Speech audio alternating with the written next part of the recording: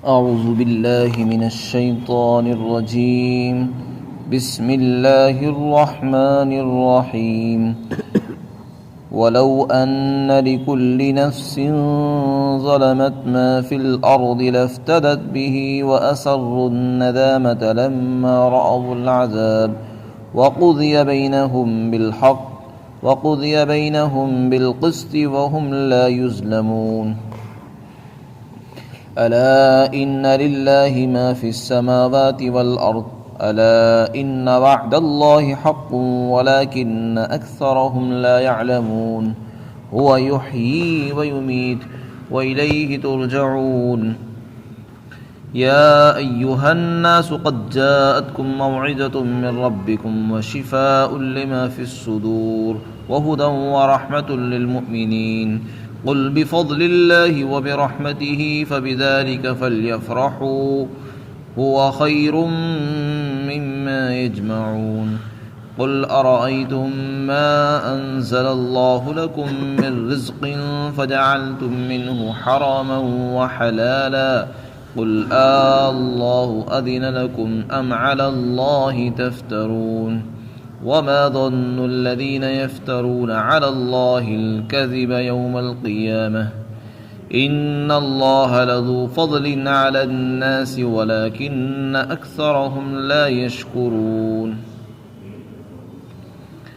اور جس نے بھی ظلم کیا ہے اگر ان کے پاس زمین بھر سب کچھ ہو، جو کچھ زمین کے اندر موجود ہے، اگر ان سب کا ان کو مالک بنا دیا جائے تو وہ ضرور اس کی پیشکش کریں گے اپنی جان چھڑانے کے لیے. اور وہ جب عذاب دیکھیں گے قیامت کے دن تو وہ اپنی شرمندگی اور ندامت کو چھپائیں گے اور ان کے درمیان فیصلہ انصاف کے ساتھ کیا جائے گا اور ان پر ذرہ برابر ظلم نہیں کیا جائے گا. خبردار، جو کچھ آسمانوں میں اور زمین میں موجود ہے سب اللہ کی ملکیت ہے. اور یہ بات بھی کان کھول کر سن لو، اللہ کا وعدہ برحق ہے، لیکن اکثر لوگ نہیں جانتے ہیں. اللہ ہی زندہ کرتا ہے، وہی موت دیتا ہے اور اسی کے پاس تم سب کو لوٹ کر جانا ہے. اے لوگو، یقیناً تمہارے پاس تمہارے رب کی طرف سے ایک نصیحت آئی ہے اور تمہارے دلوں کی شفا آئی ہے اور ہدایت اور رحمت آئی ہے جو ایمان والوں کے لیے ہے. آپ کہہ دیجئے اللہ کے فضل اور کرم، یہ سب اللہ اور اس کے فضل اور اس کی رحمت ہی کی وجہ سے ہے، اور اللہ کے فضل اور رحمت پر ان کو خوش ہونا چاہیے. اور جس کو یہ دنیا والے جمع کر رہے ہیں مال و دولت، یہ اللہ کا فضل اور اس کی رحمت ان سب سے بہتر ہے. آپ کہہ دیجئے بھلا یہ تو بتاؤ، اللہ نے تمہارے لیے جو رزق اتارا ہے تم نے اس میں سے بعض کو حلال بعض کو حرام کر دیا ہے. آپ یہ بھی بتائیے، کیا اللہ نے تم کو اس کی اجازت دی تھی یا تم اللہ پر جھوٹا بہتان باندھتے ہو؟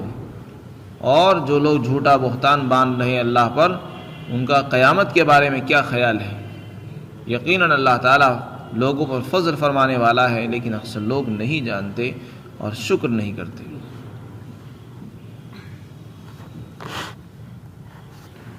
یہاں ظالم سے مراد کافر اور مشرک ہیں، جنہوں نے اللہ کی زمین پر رہ کر اللہ کے رزق کو استعمال کر کے اس کی نعمتوں سے فائدہ اٹھایا اور پھر بھی اللہ کو اپنا رب تسلیم نہیں کیا.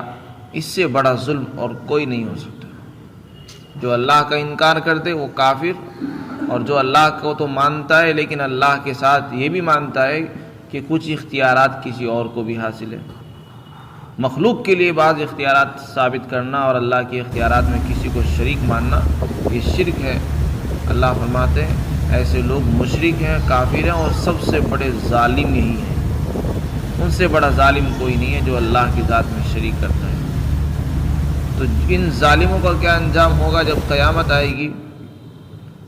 تو یہ پکڑے جائیں گے. دنیا میں یہ بچ سکتے ہیں، ان کے اوپر عذاب آ بھی جاتا ہے، نہیں بھی آتا. عذاب کا آنا دنیا میں کوئی ضروری بھی نہیں ہے، کیونکہ دنیا عذاب کے لیے نہیں بنائی گئی ہے. دنیا کو تو اللہ نے امتحان کے لیے بنایا ہے، دار العمل ہے.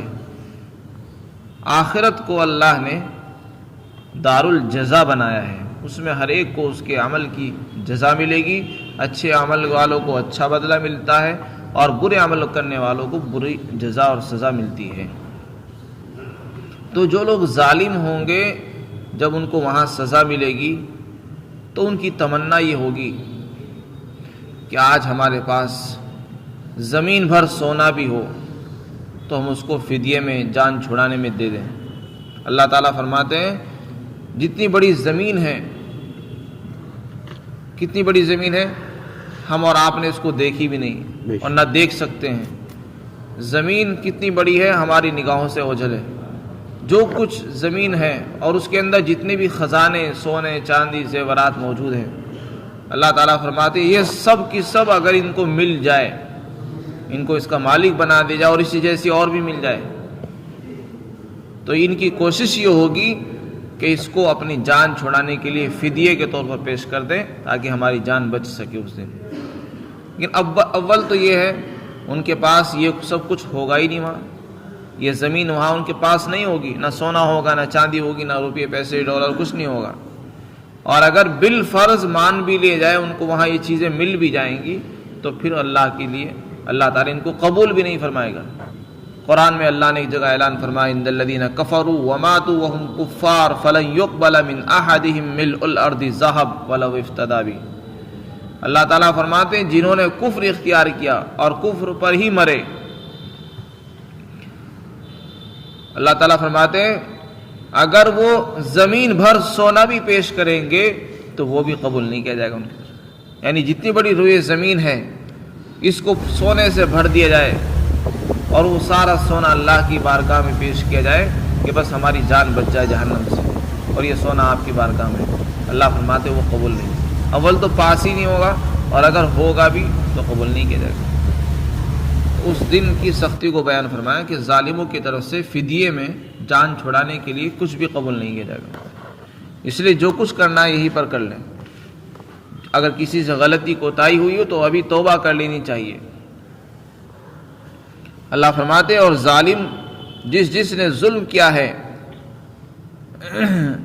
جو زمین میں جو کچھ بھی ہے اگر وہ ان کی ملکیت میں آ جائے تو یہ ضرور فدیے میں پیش کریں گے اس کو، اور جب وہ عذاب کو اپنی نگاہوں سے آتا ہوا دیکھیں گے تو اپنی ندامت اور شرمندگی چھپائیں گے، شرمندہ ہوں گے اندر اور یہ سوچ رہے ہوں گے کاش ہم ایمان لے آتے، کاش ہم ایمان لے آتے، اللہ کی بات مان لیتے، اللہ پر یقین کر لیتے، آج یہ شرمندگی اور یہ رسوائی جو ہو رہی ہے اس سے بچ جاتے۔ اللہ تعالیٰ فرماتے ان کے درمیان انصاف کے ساتھ فیصلہ ہوگا، ان پر ظلم نہیں ہوگا۔ انہوں نے چونکہ اپنی راستہ جہنم کا راستہ اختیار کیا تھا لہذا ان کے لیے وہی فیصلہ کر دیا جائے گا۔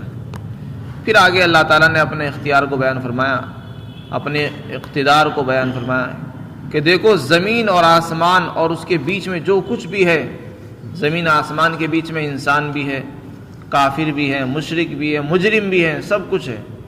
اللہ فرماتے سب کچھ، سب کا مالک میں ہوں، سب میری ملکیت ہے، مجرم بھی میری مملوک اور ملکیت ہیں، اور میں جو چاہوں، جو تصرف کرنا چاہوں وہ کر سکتا ہوں، کسی کو کچھ کہنے کا حق نہیں ہے، اور میں مجرم کو اگر میں سزا بھی دے رہا ہوں تو مجھے اس کا حق ہے کیونکہ وہ سب میری ملکیت ہے۔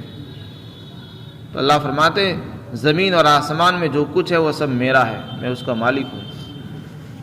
اگر میں ظلم ان کو عذاب بھی دے رہا ہوں تو کسی کو یہ کہنے کا حق نہیں کہ عذاب کیوں دیا جا رہا ہے۔ اللہ فرماتے اللہ کا وعدہ بالکل سچا ہے، قیامت آئے گی، آخرت میں حساب ہوگا، جہنم اور جنت یقینی چیزیں ہیں، اس میں کوئی دو رائے نہیں، لیکن اکثر لوگ اس کو نہیں جانتے ہیں۔ پھر جو لوگ قیامت کا انکار کرتے ہیں اور یہ اس کو محال سمجھتے ہیں کہ ایسا کیسے ہو جائے گا، لوگ قبروں میں، قبرستانوں میں گل گئے، مٹی میں مل چکے، ہڈیاں ان کی ریزہ ریزہ ہو گئی، پھر دوبارہ سے ایسے کیسے زندہ ہو جائے گا، یہ بات ہماری عقل میں نہیں آتی۔ اللہ فرماتے ہیں اللہ وہی ہے جو زندہ کرتا ہے، وہی موت بھی دیتا ہے۔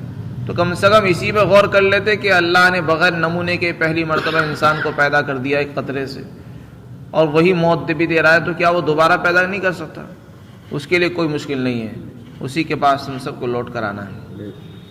پھر آگے اللہ تعالیٰ نے قرآن کی فضائل، قرآن کی اہمیت کو بیان فرمایا کہ یہ قرآن تمہارے لیے ایک نصیحت ہے۔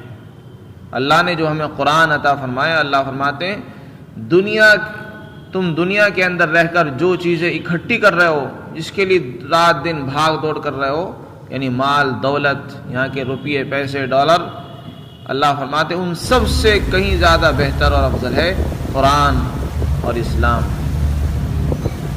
پھر قرآن کے متعلق اللہ فرماتے ہیں قرآن نصیحت ہے، ہم نے جو قرآن تم کو بھیجا ہے اس میں نصیحت کی بات ہے۔ نصیحت کا مطلب ہوتا ہے ہماری خیرخواہی کی، برائیوں سے بچانے والی چیزیں، اچھائیوں کا حکم کرنے والی باتیں اس میں موجود ہیں، خیرخواہی کی چیزیں موجود ہیں اس میں۔ پھر آگے دوسری بات ارشاد فرمائی قرآن ہمارے دل کی بیماریوں کی شفا ہے۔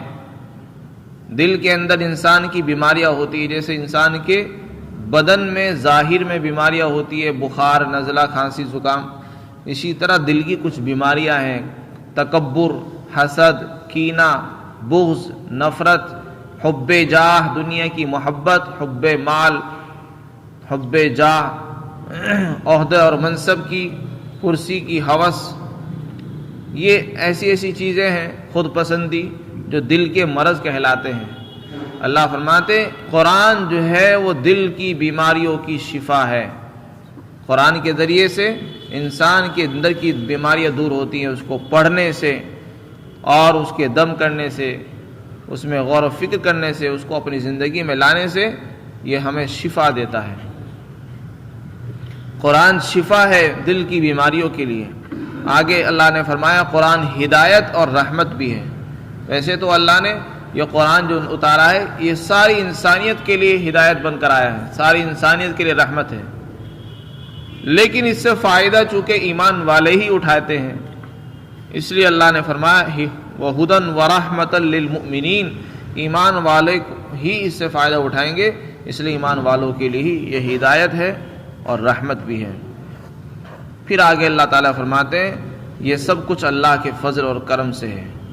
فضل سے مراد ہے اللہ کا قرآن، کہ اللہ نے ہم کو جو قرآن عطا فرمایا یہ سب اللہ کا فضل ہے، اور اس کا رحم ہے کہ اللہ نے ہمیں ایسی عظیم الشان کتاب اتاری جو ہمارے لیے شفا بھی ہے، رحمت بھی ہے، ہدایت بھی ہے، ہمیں راستہ بتاتی ہے، رہنمائی کرتی ہے، غلطیوں سے ہمیں محفوظ فرماتی ہے، اور ہمیں نصیحت بھی کرتی رہتی ہے قرآن۔ اس میں کئی جو ہے صفات، کئی خوبیاں جمع ہے اس کے اندر، یہ سب اللہ کا فضل ہے۔ ہمیں اللہ نے اسلام کی دولت عطا فرمائی، قرآن نازل فرما دیا، اللہ فرماتے ہیں اس پر خوش ہونا چاہیے مسلمانوں کو۔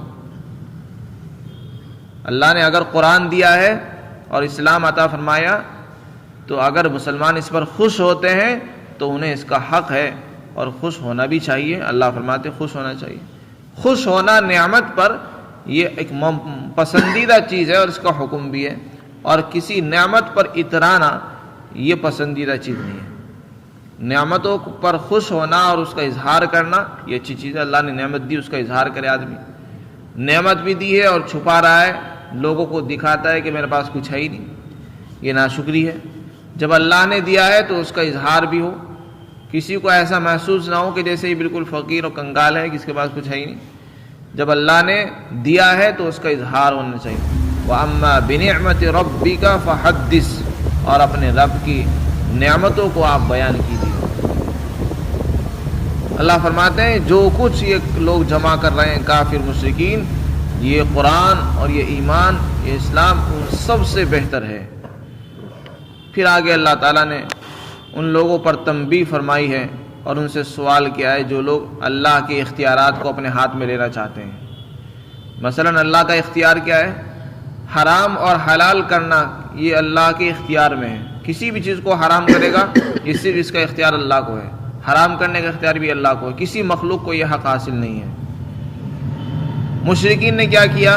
بہت سے جانوروں کو انہوں نے اپنی مرضی سے حرام کر دیا، کسی کو حلال کر دیا، اپنی طرف سے کہہ دیتے بھی یہ جانور ہمارے لیے حلال، اب اس کی قربانی نہیں کرتے تھے، اس کو ذبح نہیں کرتے، اب اس کو چھوڑ دیا بتوں کے نام پر، اب اس کو ذبح بھی نہیں کرتے، اس پر سواری نہیں کرتے، نہ اس پر بوجھ ڈھوتے تھے، بس اس کو یوں ہی کھلا چھوڑ دیا کرتے تھے۔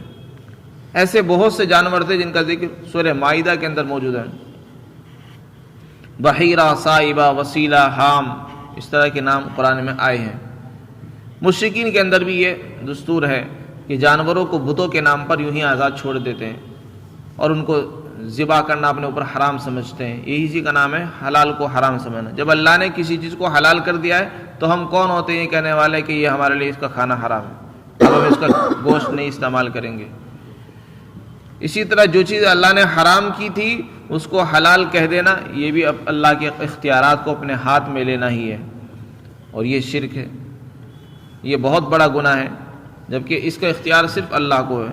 اللہ پوچھنا چاہتے ہیں کیا اللہ نے تمہیں اس کی اجازت دی تھی کہ تم جس کو چاہو حلال کر دو, کہ اس کو چاہو حرام کرو؟ ایسا تو ہے نہیں.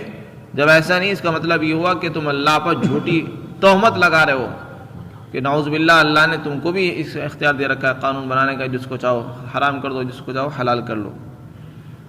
جو لوگ نیاز فاتحہ کرتے ہیں, حضرت فاطمہ رضی اللہ عنہا کے نام پر ان کی ایصال ثواب کے لیے کھانے بناتے ہیں, وہ اگرچہ عقیدے کے اعتبار سے کسی حلال کو حرام نہیں کرتے, لیکن عمل ان کا یہی ہوتا ہے. مثلا کھانا بنائیں گے ایصال ثواب کے لیے اور کہہ دیں گے کہ یہ کھانا صرف لڑکیاں ہی کھا سکتی ہیں, لڑکے نہیں کھائیں گے. عورتیں کھائیں گی, مرد نہیں کھا سکتے. کیوں نہیں کھا سکتی؟ جب کھانا اللہ نے سب کے لیے حلال کر دیا ہے, شریعت اس کی کہتی ہے سب کے لیے حلال ہے, تو ہم کون ہوتے ہیں کہنے والے کہ یہ حلال مرد کھا سکتے ہیں, اس کو حرام اور مرد عورتیں کھا سکتی ہیں, مرد نہیں کھا سکتے. تو یہ بھی ایک طریقے سے ایک حلال چیز کو حرام کرنا ہی ہے. یہ مشرکانہ عمل ہے جسے مشرکین کیا کرتے تھے, اس سے اللہ نے منع فرمایا. تو جو لوگ اللہ پر جھوٹا بہتان باندھ رہے ہیں, یعنی حرام کو حلال, حلال کو حرام کر رہے ہیں, اللہ فرماتے یہ لوگ اتنے نڈر اور بے خوف ہو گئے ہیں, ان کو اللہ کا بھی ڈر نہیں ہے, قیامت کا بھی ڈر نہیں ہے. تو ان کا قیامت کے بارے میں کیا خیال ہے؟ کیا قیامت نہیں آئے گی؟ حالانکہ قیامت آئے گی اور پھر بھی بے خوف بیٹھے, جس کو چاہے حرام کر رہے ہیں, جس کو چاہے حلال کر رہے ہیں. یہ بہت بڑا گناہ ہے. اللہ فرماتے ہیں یہ اللہ کا فضل ہے کہ اللہ لوگوں پر فضل فرماتا رہتا ہے, لیکن اکثر لوگ شکر نہیں کرتے ہیں. اللہ تعالی ہم سب کو عمل کی توفیق عطا فرمائے.